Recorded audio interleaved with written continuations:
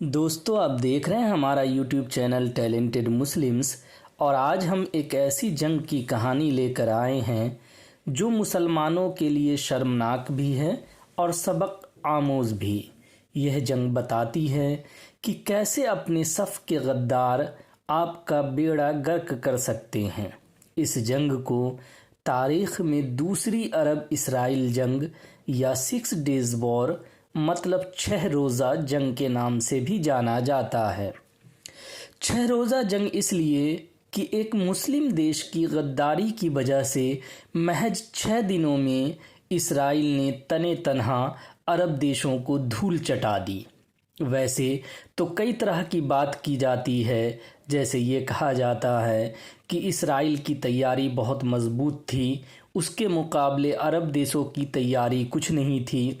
इसके अलावा अरब देश आप भले ही एकजुट होकर लड़ाई लड़ रहे थे, लेकिन अंदरूनी तौर पर वो एकजुट नहीं थे।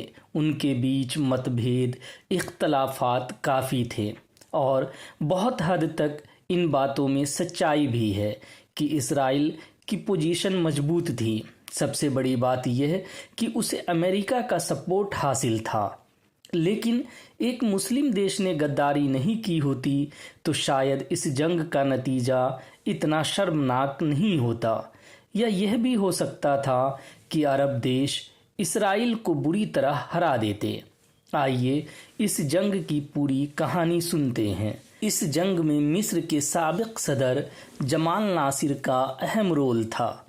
सुएज नहर को मिस्र की कौमी मिल्कियत के तौर पर शामिल करने के बाद उनका हौसला बुलंद था। साथ में रूस से जदीद हथियार वगैरह मिल गए थे, जिसने उनके हौसले को और बढ़ा दिया और अरब दुनिया का नेता बनने का खुमार भी उन पर तारी था। खैर, उन्होंने मुस्लिम देशों को इकट्ठा करने की कोशिश की।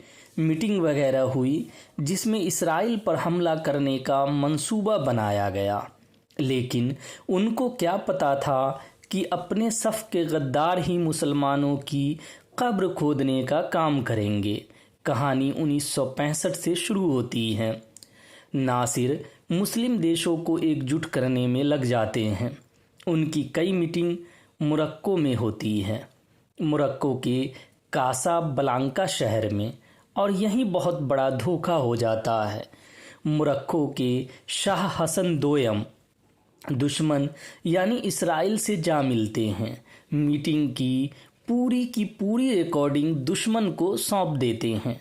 इस बात का खुलासा किसी और ने नहीं बल्कि इसराइल के मिलिट्री इंटेलिजेंस चीफ रहे शख्स ने किया। उसका नाम मेजर जनरल स्लोमो गैजिट है। उसने इसराइल के एक अखबार से बातचीत के दौरान यह खुलासा किया। खैर, इसराइल को बहुत बड़ी जानकारी हाथ लग गई थी। इसके अलावा भी उसने अपने इंटेलिजेंस के जरिए और जानकारी जुटाई थी। इस सब का नतीजा यह हुआ कि उसे जंग में बढ़तरी हासिल हो गई। उसने कोई इंतज़ार किए बगैर 5 जून 1967 को मिस्र पर हमला कर दिया। इसराइल के जंगी जहाज़ ने सुबह सुबह मिस्र की राजधानी काहिरा के नज़दीक सुएज के रेगिस्तान में फ़ौजी हवाई अड्डे पर ज़बरदस्त बमबारी की। कुछ घंटों के अंदर ही मिस्र के करीब सारे जंगी जहाज़ मार गिराए। पहले दिन ही मिस्र के एयरफील्ड पर इसराइल ने कब्जा कर लिया और जंग उसके नाम हो गई। 10 जून तक लड़ाई चली और बुरी तरह अरब देशों को शिकस्त देने के बाद 11 जून को जंग बंदी के समझौते पर दस्तखत हुए। इसके साथ ही लड़ाई ख़त्म हुई, लेकिन इस जीत से इसराइल ने दुनिया को हैरान कर दिया। इससे जहां इसराइली लोगों का हौसला बढ़ा, वहीं दुनिया में इसकी इज्जत भी बढ़ी। लड़ाई के दौरान इसराइल ने मिस्र से गाज़ा पट्टी और जजीरा सिनाई, जॉर्डन से वेस्ट बैंक और पूर्वी यरूशलेम और सीरिया से गोलन हाइट की पहाड़ियां छीन ली। अब जजीरा सिनाई मिस्र का हिस्सा है, जबकि वेस्ट बैंक और गाज़ा पट्टी फ़िलिस्तीनी इलाक़े हैं, जहां फ़िलिस्तीन देश बनाने की मांग बराबर उठ रही है। जंग में इसराइल को मामूली नुकसान उठाना पड़ा। उसके मुकाबले अरबों का काफ़ी नुकसान हुआ। इसराइल के करीब 983 फौजी मारे गए और 776 कैजुअल्टी हुई, जबकि 4500 के करीब फौजी जख्मी हुए। मिस्र के करीब 15,000 फौजी मारे गए और 4300 को बंदी बना लिया गया। जॉर्डन के 700 फौजी मारे गए और करीब 2500 जख्मी हुए। सीरिया के भी 1000 के करीब फौजी मारे गए। अरबों की बात की जाए तो करीब 25,000 फौजी मारे गए और 5500 से ज़्यादा बंदी बना लिए गए। इसराइल के 240 में से 46 जंगी जहाज़ और 800 टैंक्स तबाह हुए, जबकि अरब देशों के 452 जहाज़ और सैकड़ों टैंक तबाह हुए।